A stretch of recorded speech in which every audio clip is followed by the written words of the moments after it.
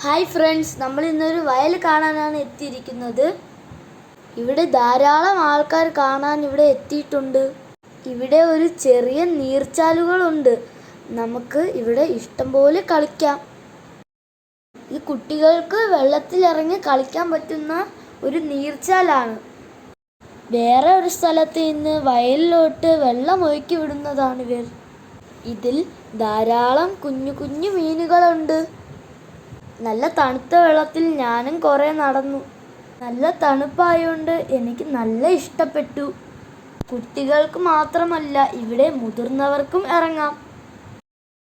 നല്ല മനോഹരമായി പച്ചപ്പ് വിരിച്ച വയൽ, നിറയെ കതിർ വന്നിട്ടുണ്ട്. ഇവിടെ ഒരു ഏർമാടമുണ്ട്. കുട്ടികൾക്കും മുതിർന്നവർക്കും ഇതിൽ കയറാവുന്നതാണ്. ഇവിടെ നിന്നാൽ വയലിൻ്റെ കുറേ ദൂരം, അതായത് അറ്റം വരെയും കാണാം. ഈ വയലിൻ്റെ ഇടയിൽ കൂടെ കുറേ കുഞ്ഞു കുഞ്ഞു വഴികളുണ്ട്.